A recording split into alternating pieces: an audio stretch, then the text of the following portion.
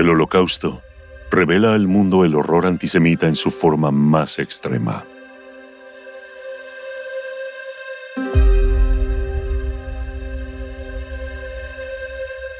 Le sigue una fase de análisis y transformaciones geopolíticas que son esperanzadoras, pero también hay nuevos motivos de preocupación.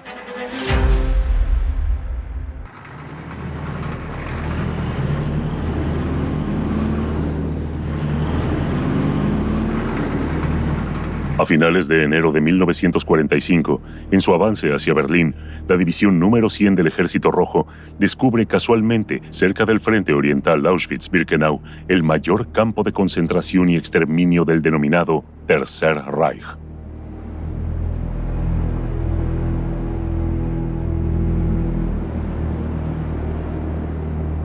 Durante la Segunda Guerra Mundial, 6 millones de personas, definidas por los nazis como judíos y judías, fueron perseguidas, deshumanizadas y asesinadas en fusilamientos masivos o cámaras de gas.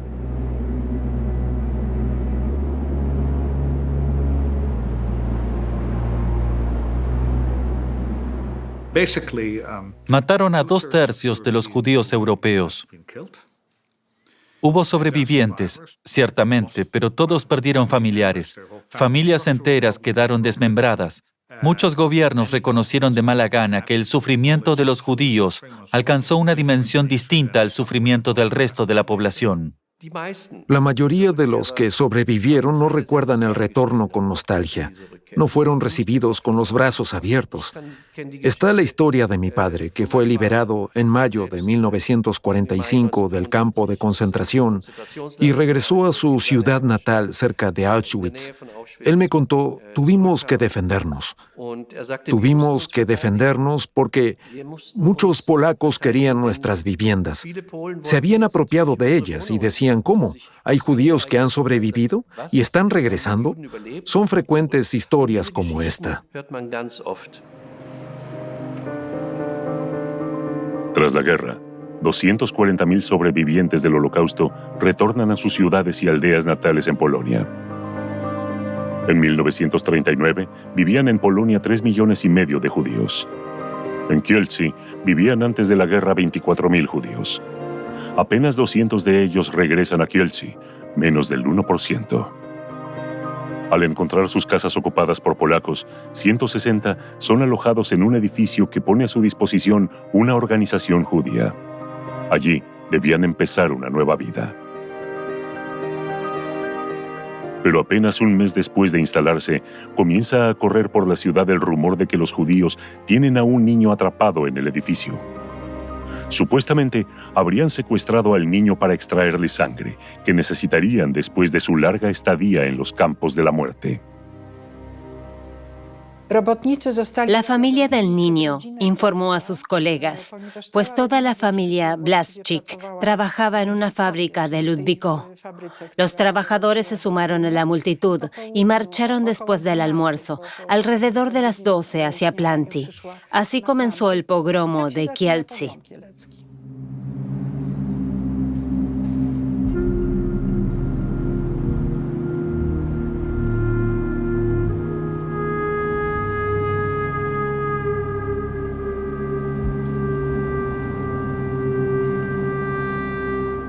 Una de las residentes cuenta: Vi cómo le dispararon a una mujer a bocajarro y cómo cayó del balcón. Después tiraban a la gente al agua y los mataban a golpes con palos en el río. El rumor que corría por Kielce no era más que el resurgir de las calumnias de sangre.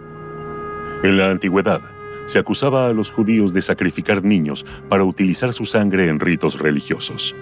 En la Edad Media, reaparece esa calumnia en forma de mito cristiano, que es reciclado por la Rusia zarista primero y por los nazis después. Así es como las calumnias de sangre han pervivido durante siglos. De distintas maneras, es decir, tras las calumnias de las que hablamos aquí, siempre hubo motivos económicos para justificar el asesinato. Siempre son el móvil, como por ejemplo en el caso del banquero de Norwich. También ahí son evidentes los motivos económicos. En el pogromo de Kielce, murieron 42 judíos y 80 resultaron heridos.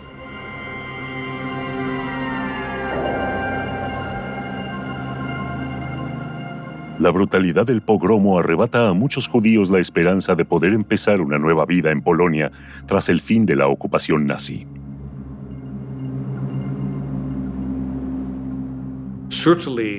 Los polacos no eran menos antisemitas al terminar la guerra. Muchos se habían adueñado de propiedades judías. No había tanto para compartir. Por eso se consideraba a todo el que retornaba como un competidor. En realidad no querían quedarse allí. Quizás tampoco querían vivir en un régimen comunista. Pero ¿a dónde ir? ¿A Israel? No, todavía no existía Israel. Los británicos sellaron las puertas de Palestina y no dejaban entrar a nadie de manera legal. Los estadounidenses tenían leyes migratorias muy estrictas, así como algunos sobrevivientes judíos del este de Europa vinieron precisamente a Alemania.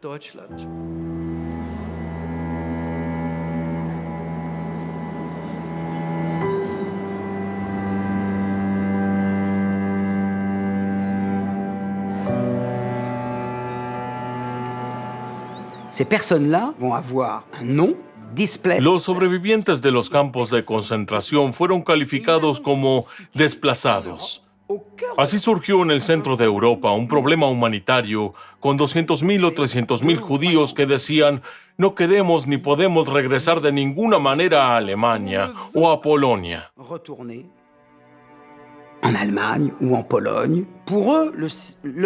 Para ellos era un cementerio. Muchos se acordaron de que un primo, un hermano o un sobrino había tenido la feliz idea de irse a Palestina entre las dos guerras mundiales.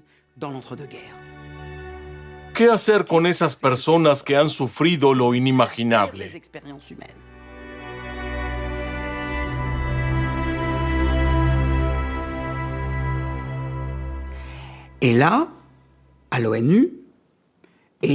La ONU reconoció entonces, y me parece que también la opinión pública mundial, que no se les podía negar una petición elemental.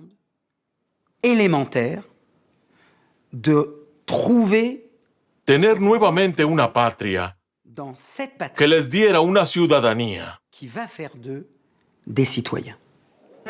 Muchos de los judíos sobrevivientes marchan entonces a Palestina. Quieren unirse a los 600.000 judíos que ya viven en Palestina y que ya han sentado la piedra angular de un nuevo Estado, con infraestructuras, instituciones y universidades. La fundación de un Estado que les sirva de refugio da a la lucha de los judíos que llegan al país desde finales del siglo XIX la legitimación moral necesaria. El 29 de noviembre de 1947, la Asamblea General de la ONU aprueba una resolución que prevé la división de la región bajo mandato británico en un Estado árabe y un Estado judío. La ONU encarga la tarea a los británicos, que están todavía en el país. Pero los árabes rechazan una división que están dispuestos a impedir con las armas. Los británicos aceleran su retirada y el 14 de mayo de 1948, el primer ministro, David Ben-Gurión, proclama la fundación del Estado de Israel. Eso fue para el pueblo judío un giro copernicano. Un giro que afectó tanto a la naturaleza del antisemitismo como a la manera de experimentarlo y percibirlo. El trauma causado a los judíos en el siglo XX los llevó a creer que al menos aquí no se podrían cambiar las leyes, porque se trataba de un país para los judíos. Poco después de la declaración de independencia de Israel, los vecinos árabes le declaran la guerra al Estado judío y empiezan a ver a su propia población judía con otros ojos.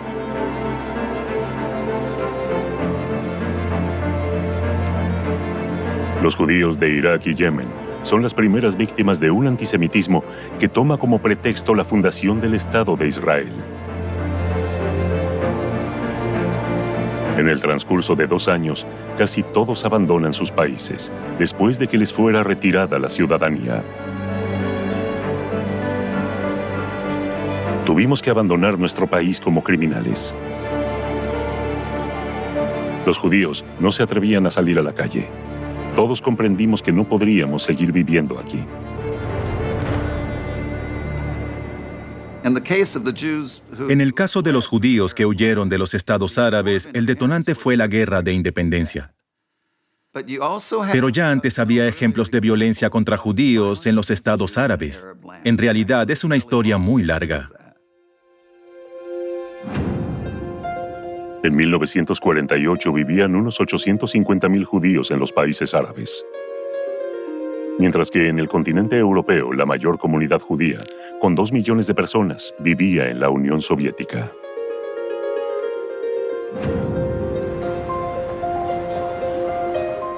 Estaban representados en todas las capas sociales. Algunos formaban parte de la élite cultural y política. Y como gozaban de protección individual, debido a su labor prosoviética, les resultó casi imposible conservar su identidad judía. El 4 de octubre de 1948, Golda Meir fue nombrada embajadora de Israel en Moscú. A principios del siglo XX, huyó con sus padres de los pogromos de la Rusia zarista. La Unión Soviética es el primer país que reconoce al Estado judío. En las calles de Moscú, decenas de miles de judíos vitorean a Golda Meir, con lemas como «El pueblo judío vive», pero para Stalin se trata de una exhibición demasiado ostentosa de un nacionalismo judío. Golda Meir fue recibida con entusiasmo y júbilo durante su visita a la sinagoga de Moscú. Probablemente esto atemorizó a los soviéticos. Tenían la sensación de que la comunidad judía se reconocía en ese recién fundado Estado de Israel.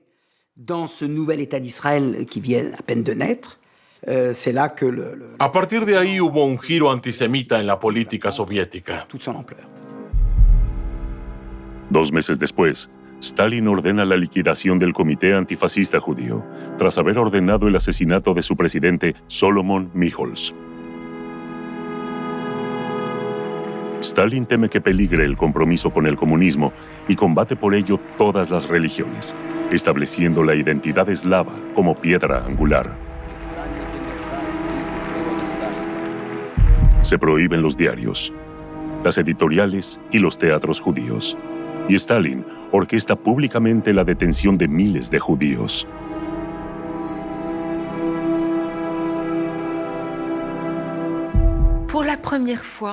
Por primera vez, después del Holocausto, hay en Europa un gobierno que practica una campaña abierta de antisemitismo estatal. En 1952, Stalin quiere imponer su doctrina a la República Checoslovaca y deshacerse del entonces Gobierno de Praga. El 20 de noviembre comienza el proceso contra 14 miembros del Partido Comunista acusados de conspiración.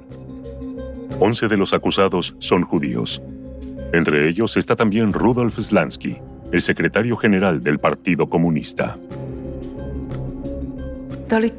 En el proceso de Praga contra Slansky, los soviéticos echaron mano del viejo imaginario antisemita de que el judío es un traidor por necesidad. Slansky fue presentado como un secuaz del sionismo. Kdo prováděl tyto akce? Akce byly prováděny za pomoc sionistické organizace, řízeny byly z Izraelu. Simon Lorenstein fue el último testigo llamado a declarar e inventa una historia.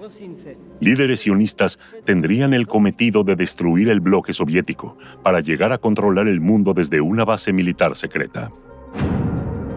La calumnia del complot judío mundial empleada por la Rusia zarista y que se apropió luego el nacionalsocialismo alemán es ahora reciclada por Stalin como una conspiración sionista.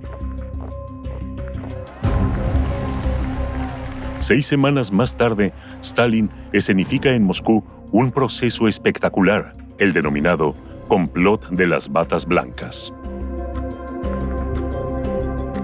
Un grupo de médicos del Kremlin, casi todos judíos, son acusados de intentar envenenar a altos líderes comunistas por orden del Congreso Mundial Judío. Stalin muere 3 meses después. El régimen soviético implementa un giro antisemita con el fin de consolidar su poder y asegurarse el respaldo de las masas.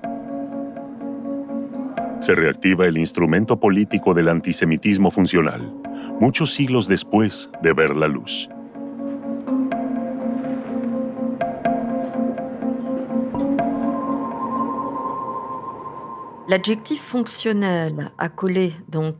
El adjetivo funcional con el que se califica al antisemitismo permite entender por qué esa doctrina del odio ha perdurado tanto tiempo.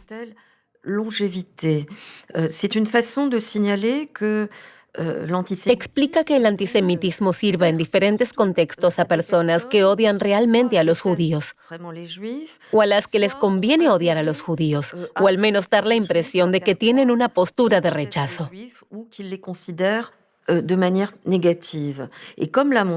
Como demostró Hannah Arendt, los regímenes totalitarios tienen siempre que movilizar a las masas a favor o en contra de algo, pero es más fácil en contra de algo. Al igual que en la Unión Soviética, los líderes políticos del mundo árabe nombran a los enemigos internos para consolidar su poder. El antisemitismo funcional es un instrumento de esa estrategia. El 14 de noviembre de 1954, Jamal Abdel Nasser se convierte en jefe de Estado de Egipto. Tras consolidar su poder, aúna al mundo árabe bajo su liderazgo y se convierte en su portavoz indiscutido. El antisemitismo moderno alcanza en pocos años una nueva dimensión en el mundo árabe.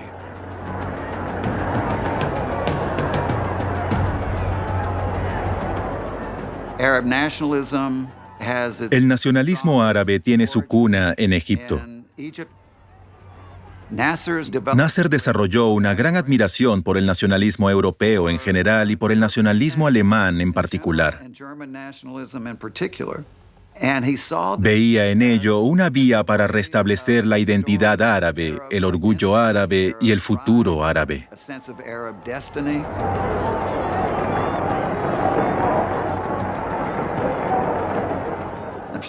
Su política y sus proclamas de odio contra el Estado judío, contra el denominado sistema sionista, son expresión de la lucha de poder. Se trata más bien de objetivos políticos que una cuestión de purismo.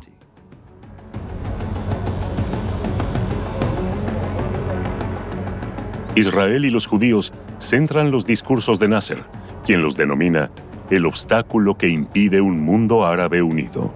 En Egipto son presentados como quinta columna y causa de la miseria del país. Vuelve a circular así una calumnia de 2000 años de antigüedad. En Alejandría se acusó a los judíos en el año 38 después de Cristo de que Egipto cayera primero en manos de los persas, después de los griegos y finalmente de los romanos. El fracaso necesita de una explicación. Y para ello se esfuerzan por encontrar un modelo que puede ser racional o irracional. Se dice, por ejemplo, hemos fracasado porque los judíos dominan el mundo, porque Estados Unidos está al servicio de Israel, porque la prensa y los medios están en manos judías.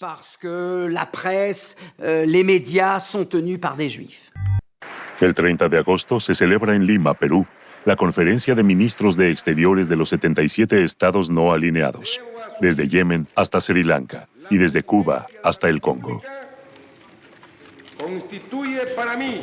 A pesar de la diferencia de opiniones, el sionismo es condenado como una amenaza considerable para la paz mundial.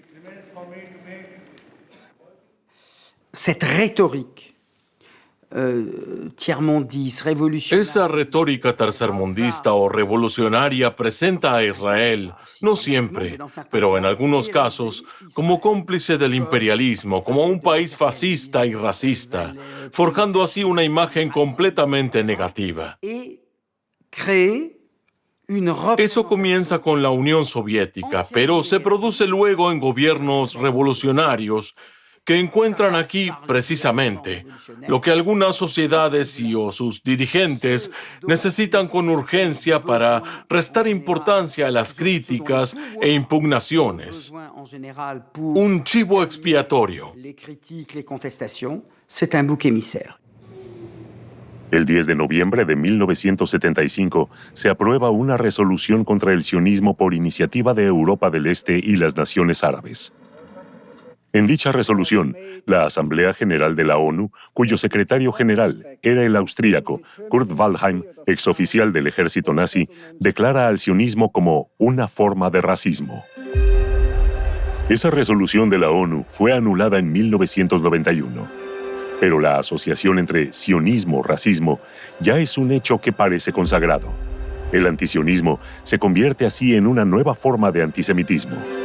Unos lo defienden con el pretexto del antirracismo, otros hacen gala de defender los derechos humanos.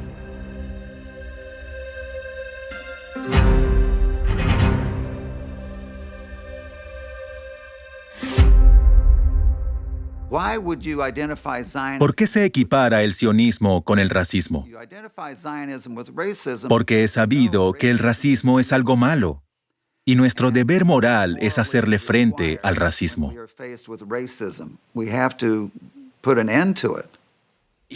Puedo criticar a Israel, puedo decir algo en contra de Israel. Puedo incluso hacer algo en contra de Israel. Eso no tiene nada que ver con antisemitismo. Es cierto, cualquiera puede criticar a Israel, eso está claro. Pero en el momento en que se recurre a clichés antijudíos, en ese momento se cierra un círculo y se utiliza de nuevo una imagen contra los judíos, tal y como lo conocemos desde hace décadas o desde hace siglos. Seguramente hay personas que consideran aplastante el poder de Israel. Podría poner como ejemplo a un palestino que viva en Cisjordania o en la Franja de Gaza. Para esas personas, la idea de que Israel o los judíos sean el mayor problema del mundo no es necesariamente antisemita, sino que es comprensible desde el punto de vista de las circunstancias en que viven. Pero es algo completamente distinto que sean millones de personas las que piensen que Israel es el mayor problema para el mundo. Un ignoble attentat raciste a été commis aujourd'hui en fin d'après-midi à Paris. Il s'agit d'une bombe qui a été placée un peu avant 19h devant la synagogue de cette petite rue du 16e arrondissement. Pour la première fois depuis la fin de la guerre, on a assassiné des Français parce qu'ils étaient juifs. A principios de los años 80, la serie de atentados que comenzó en Alemania se extiende el resto de Europa. Quel sentiment vous avez aujourd'hui? J'ai un sentiment de honte et de douleur. Et de desespoir. A pesar de ser hechos aislados, los atentados causan una ola de indignación. Cientos de miles de personas salen a protestar a las calles de París, Viena y Amberes.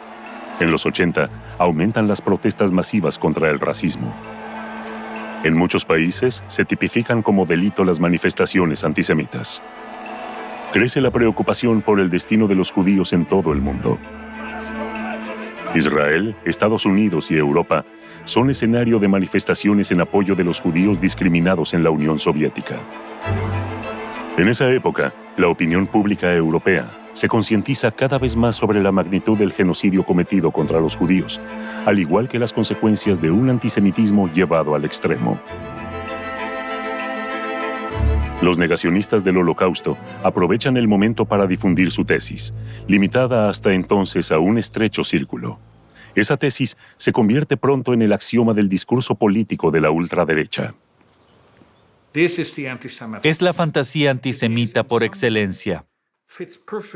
Encaja perfectamente con la antigua idea de la conspiración, porque ¿cómo es posible convencer a miles de sobrevivientes de que testifiquen sobre lo ocurrido en los campos de concentración y los guetos? Imagínense la magnitud de la conspiración. Un engaño de tal alcance. Si tenemos en cuenta la historia de las fantasías antisemitas sobre la magnitud del complot judío, se puede entender por qué el Holocausto es entonces la coronación de toda la obra. Como reacción, se organizan cada vez más viajes a Auschwitz. Sobrevivientes toman la palabra.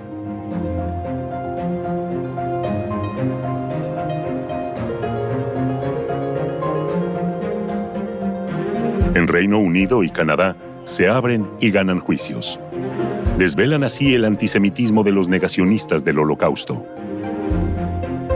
En Francia, el abogado y exministro de Justicia, Robert Badinter, es uno de los que se enfrenta a ellos en los tribunales.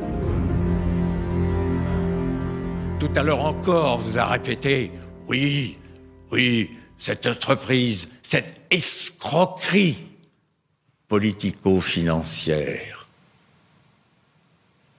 Alors, ça veut dire quoi?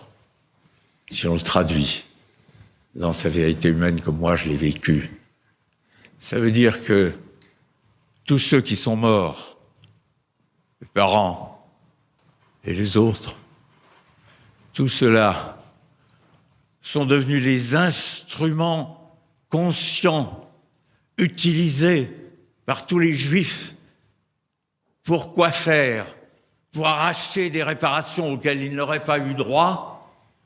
Les mots ont un sens, sauf pour ceux qui les utilisent, comme vous, et pour qu'il n'y ait aucune équivoque, que les choses soient claires. Pour moi, jusqu'à la fin de mes jours, tant que j'aurai un souffle, monsieur Forisson, vous ne serez jamais, vous et vos pareils, que des faussaires de l'histoire, des faussaires de l'histoire et de l'histoire la plus tragique qui soit, dont j'espère que l'humanité tirera, elle, la leçon et gardera le souvenir.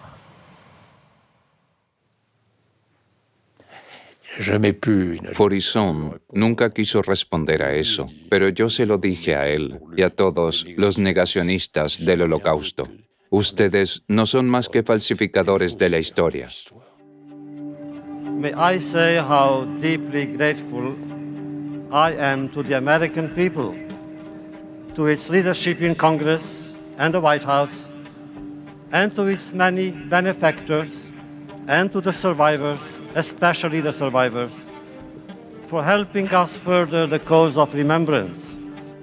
2000 años después del primer caso documentado de violencia antijudía, se pone en marcha el proceso de reconocimiento y reparaciones. Des descendants des Juifs expulsés d'Espagne pendant l'Inquisition. Pendant 3 ans, Madrid donne la possibilité à ces Juifs de demander la nationalité espagnole, un geste très fort dont l'objectif est de réparer une tragédie vieille de 5 siècles. ¿Cuánto os hemos echado de menos? Church report confesses England was birthplace of blood libel in 1144.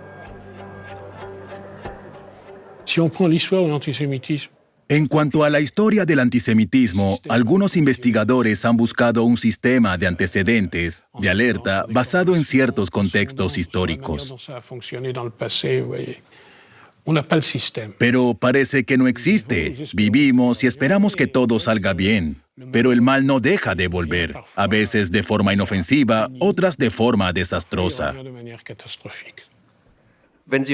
Cuando una institución judía es hoy en día blanco de un ataque en Alemania, la primera pregunta que se plantea, lo que se preguntan los miembros de la comunidad judía es ¿de dónde ha venido? ¿Quiénes fueron?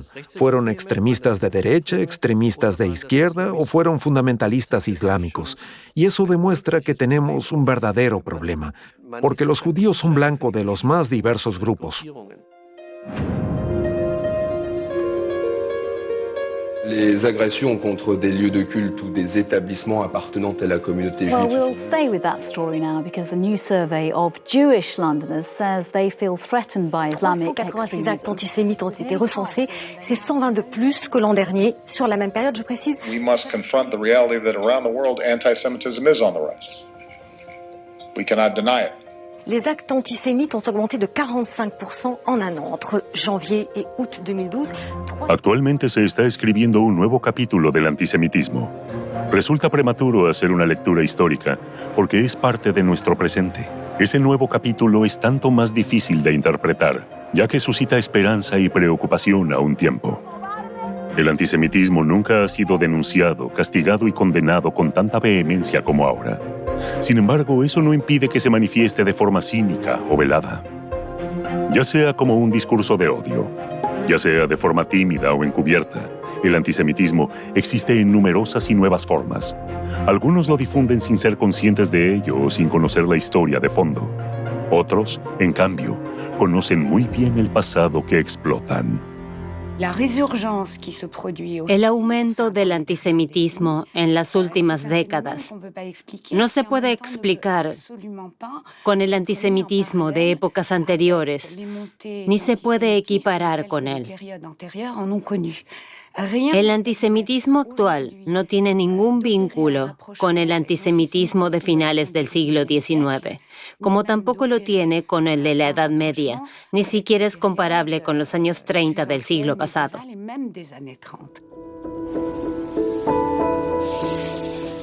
El nuevo antisemitismo no está recogido en la legislación de los países europeos o de Estados Unidos.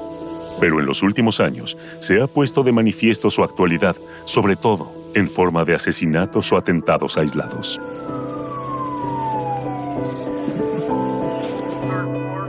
Primero fueron perpetrados en Estados Unidos por la ultraderecha, en Pittsburgh, Jersey City y Muncie. Después, de nuevo en Europa en nombre del islamismo. En una escuela en Toulouse, en Francia, fueron asesinados niños a bocajarro. También hubo muertos en París, Bruselas, en Viena o en Halle, Alemania. Del lado antisemita siempre hubo argumentos en contra, porque no se argumentaba ni había que hacerlo de forma racional. Y ahí radica el gran dilema de la lucha contra el antisemitismo. Aunque no por ello deja de ser importante. También lo fue antes, enfrentar el antisemitismo con medios racionales, con esclarecimiento, con metodología didáctica y, si fuera necesario, con medios jurídicos. Pero la realidad es que los resultados fueron casi siempre muy limitados.